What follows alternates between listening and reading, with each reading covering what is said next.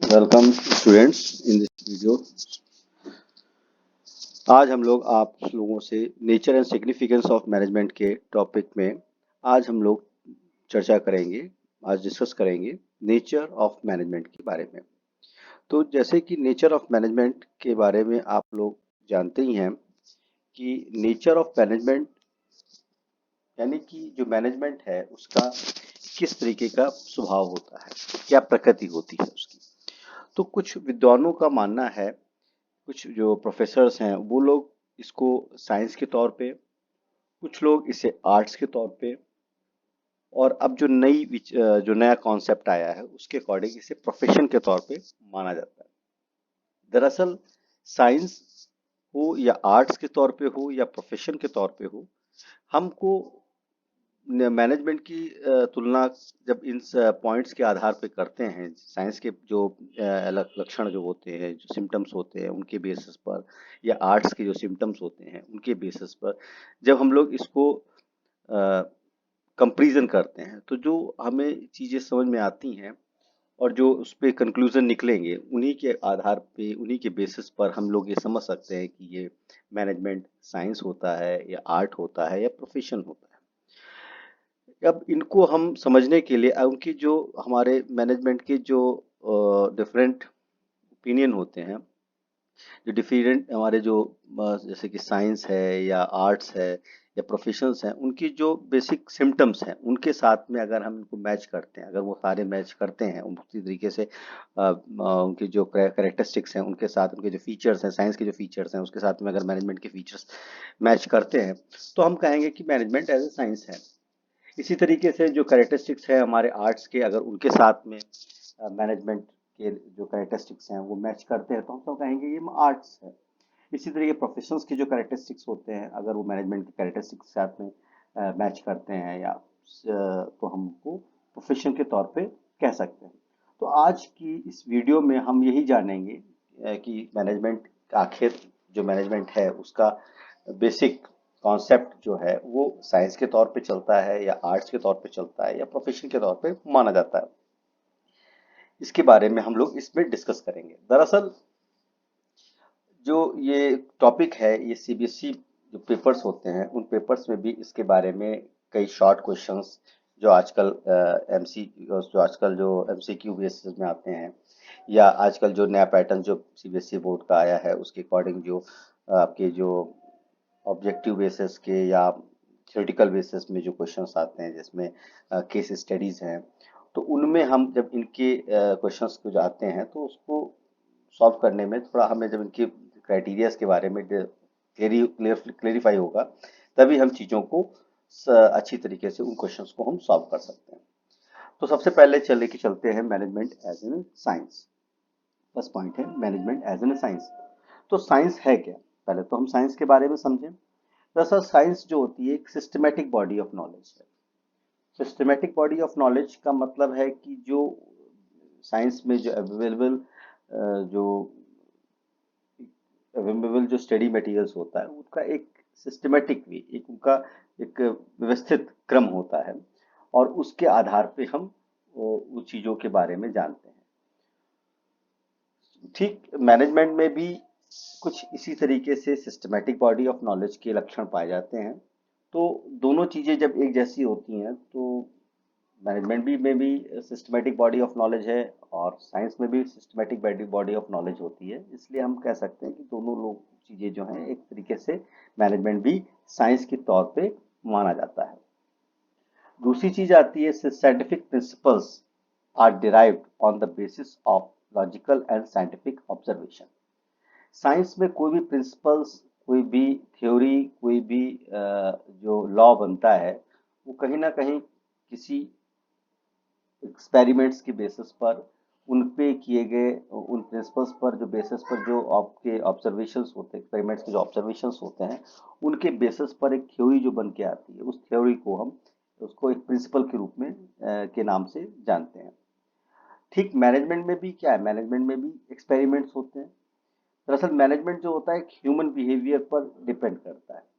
तो human behaviour जो हर समय, क्योंकि पर्सन टू पर्सन वेरी करता है ह्यूमन बिहेवियर, पर एक्सपेरिमेंट्स जो होते हैं, जो साइंस के एक्सपेरिमेंट्स किए जाते हैं, वो ह्यूमन बिहेवियर पे बेस्ड नहीं होते हैं। वो एक, आप ये समझिए, एक तरीके से जो एक्सपेरिमेंट्स होते हैं वो एक टेस्ट, एक कंफर्म होते हैं। पर मैनेजमेंट के जो एक्सपेरिमेंट्स होते हैं, जो मैनेजमेंट के जो प्रिंसिपल्स जो बनते हैं, जो उनके जो साइंटिफिक ऑब्जर्वेशंस होते हैं, वो थोड़ा बहुत पर्सन टू पर्सन वेरी करते रहते हैं। इसलिए थोड़ा इस जो पॉइंट है, scientific principle are derived on the basis of logical and scientific observations, ये पूरी तरीके से मैनेजमेंट के नेचर के साथ में मैच नहीं करता है। हाँ, ये कह सकते हैं कि ये परफेक्ट ना होके एक so called scientific, so called science हो सकता है, या इनएग्जैक्ट साइंस हो सकता है। अ, ये पार्शियली प्रेजेंट होता है, फुल्ली प्रेजेंट ये जो कैरेक्टरिस्टिक है मैनेजमेंट में फुल्ली प्रेजेंट नहीं होता, ये पार्शियली प्रेजेंट माना जाता है। नेक्स्ट, तो थर्ड इसका जो कैरेक्टरिस्टिक्स है साइंस का, वो है universal validity. Universal validity, validity means प्रामाणिकता होती है। यूनिवर्सल मतलब सर्वत्र, यानी कि ऐसी जो साइंस जो होती है वो हर जगह, बिकॉज उसका जो प्रिंसिपल है, उसका जो फार्मूला है, उसकी जो थ्योरी है, वो हर जगह पर सेम रहती है, हर जगह पर उसका प्रयोग किया जा सकता है। पर मैनेजमेंट के प्रिंसिपल, क्योंकि ये थोड़ा ह्यूमन बिहेवियर बेसिस पे होते हैं, इसलिए उसको हम कंप्लीटली ये नहीं कह सकते कि वो हर जगह एक जैसे ही फॉलो किए जाते हैं। पर हाँ, अकॉर्डिंग टू द जो बिजनेस एनवायरनमेंट है, according to the nature of person है, अकॉर्डिंग टू द टाइम, हम इसमें कुछ सर्टन चेंजेस भी करते रहते हैं। तो इस फीचर के कारण साइंस एकदम एग्जैक्ट साइंस के तौर पे मैनेजमेंट की हम जो हमारी जो विचारधारा है वो परफेक्ट नहीं होती है। हाँ, थोड़ी बहुत इसमें मैच करता है। मैनेजमेंट भी एक जो आपकी है वो भी एक ऑब्जर्वेशंस के बेसिस पे जो प्रिंसिपल बनते हैं उन्हीं के बेसिस पे बनाए जाते हैं। उनकी भी यूनिवर्सल वैलिडिटी तो नहीं कह सकते, पर हाँ एप्लीकेबल होते हैं हर जगह। उनकी पॉसिबिलिटीज होती हैं कि वो एप्लीकेबल किए जा सकते हैं according to the environment, according to the situation of the business. तो ये पार्शली प्रेजेंट होता है। तो हम इस तीनों के कंपेरिजन्स में हम ये कह सकते हैं द साइंस जो होता है वो मैनेजमेंट की तरीके से परफेक्ट नहीं होके, बल्कि एक सोशल साइंस के तौर पे हम मैनेजमेंट को देखते हैं। अ, इस तरीके से हम इसका जो जो हमने कंपैरिजन किया है उससे ये पता चलता है कि management not a perfect science, but it is a partially science.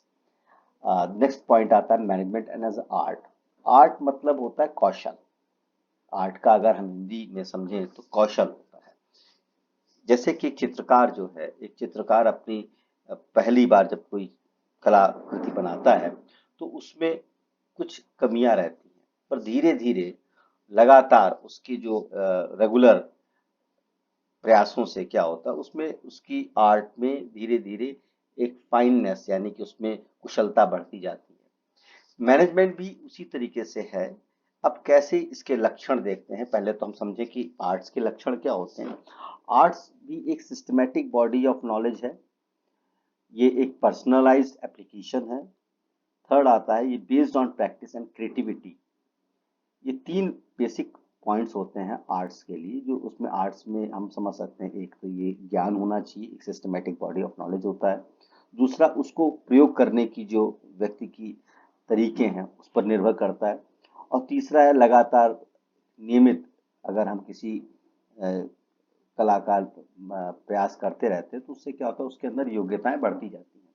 ठीक मैनेजमेंट की बात करते हैं तो मैनेजमेंट में भी एक, क्योंकि मैनेजमेंट भी प्रिंसिपल बेसिस होते हैं, डिफरेंट एक्सपीरियंस्ड लोगों के जो प्रीवियस एक्सपीरियंस होते हैं उनके बेसिस पर जो हम नए थॉट्स या नए आइडियोलॉजी जो क्रिएट होती है, इससे ये एक क्या है, सिस्टमैटिक बॉडी ऑफ नॉलेज होता है। अब पर्सनलाइज एप्लीकेशन की बात करते हैं तो आर्ट्स के एक, क्योंकि आर्ट्स जो होता है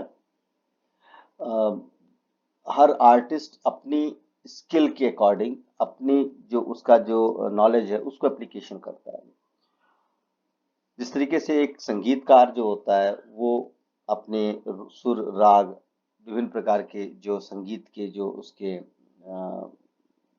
ज्ञान है उसको अपने अपनी कुशलता के अनुसार उसको प्रस्तुत करता है।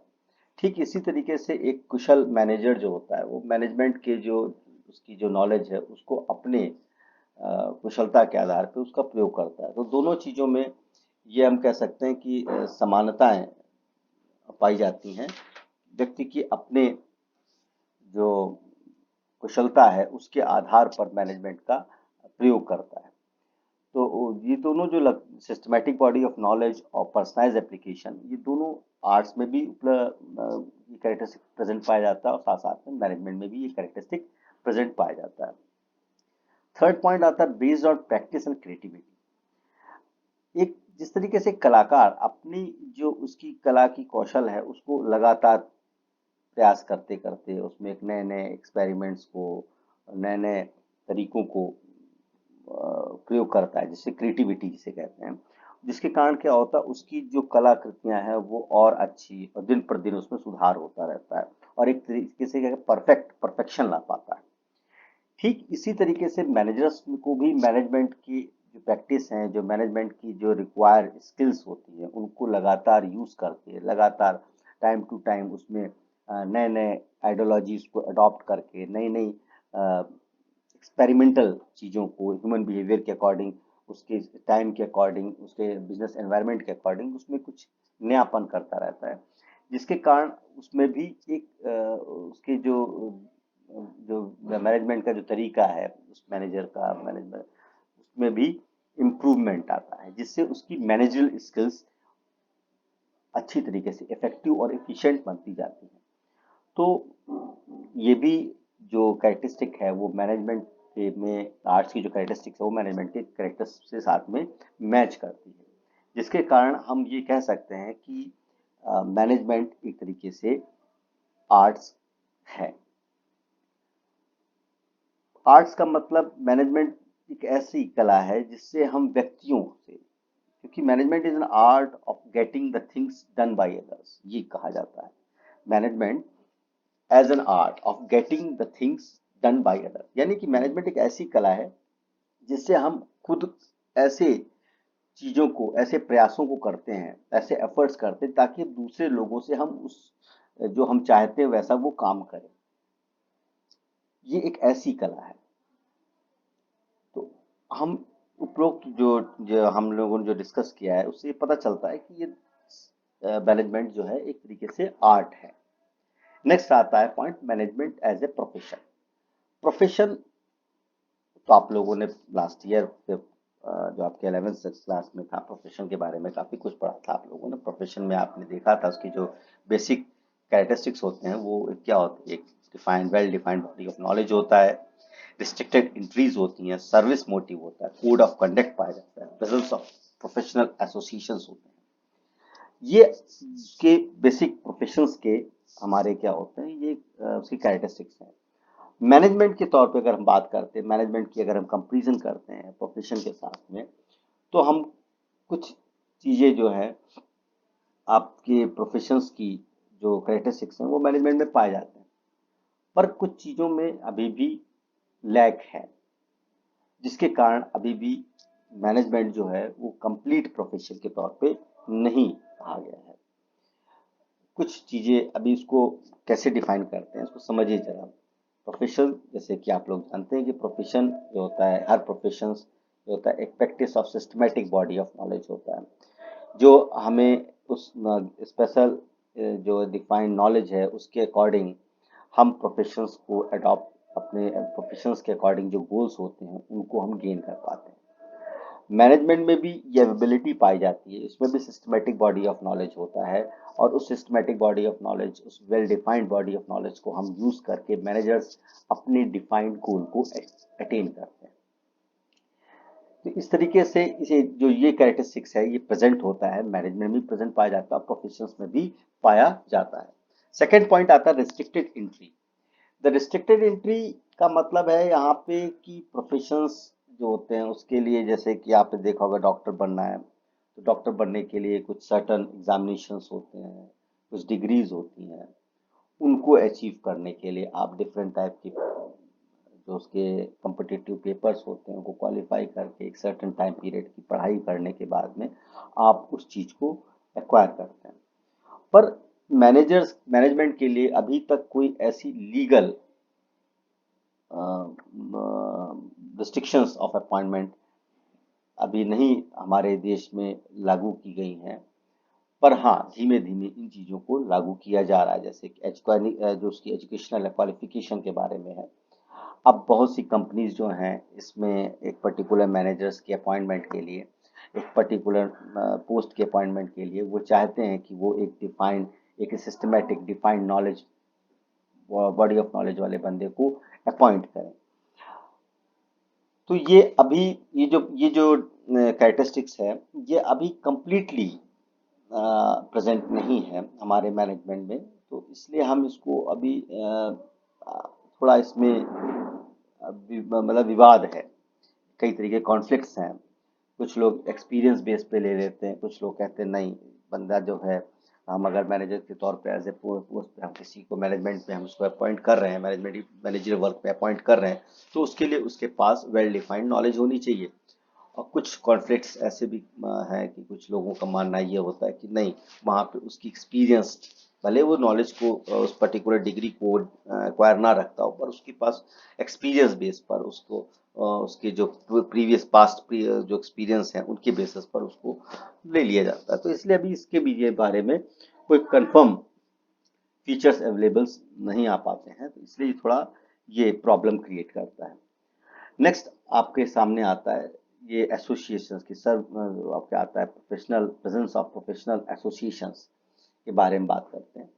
प्रोफेशंस के लिए जो प्रोफेशनल्स एसोसिएशंस होते हैं, जैसे कि आपने देखा होगा इंडिया में या वर्ल्ड में इंजीनियर्स की अपना एक ग्रुप होता है, ऑल इंडिया इंजीनियर्स काउंसिल्स होती है, मेडिकल काउंसिल्स होती हैं, और जो आपके एडवोकेट्स होते हैं उनकी बार काउंसिल्स होती हैं। इसी तरीके से हमारे अभी जो डिफरेंट जो प्रोफेशंस हैं उनकी एक अपना एक रजिस्टर्ड, एक गवर्नमेंट ऑफ इंडिया की तरफ से एक तरीके से उनको रजिस्टर्ड एसोसिएशन के तौर पर माना गया है। पर अभी मैनेजमेंट के जो दृष्टिकोण से अगर हम इसको समझें, अभी इसको इंटरनेशनल लेवल पर अभी तक इसकी कोई ऐसी रूलिंग्स, ऐसी कोई एथिकल कोड्स भी डेवलप नहीं हो पाए हैं। तो इसलिए हम कह सकते हैं कि अभी इसमें जो लीगली अभी प्रूवन नहीं है, ऐसे कोई लीगली कंपलसरी नहीं है कि मैनेजर जो बने, जो मैनेजमेंट को कंट्रोल करे, वो इस एसोसिएशन का पार्ट एंड पार्सल होना चाहिए। अभी कोई तक इस तरीके से कोई भी रूलिंग्स अवेलेबल नहीं है।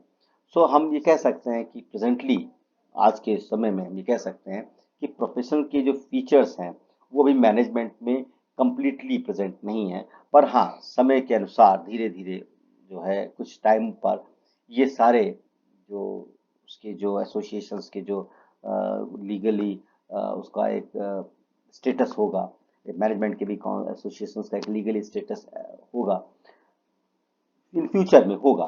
तो इस बारे में हम डिस्कस किया, तो हमने पाया कि ये अभी इस चीज़ें, ये जो कैरेक्टरिस्टिक्स है वो कम्प्लीटली इसमें फॉलो नहीं होता है। एथिकल कोड, या हम इसको कह सकते हैं कोड ऑफ कंडक्ट।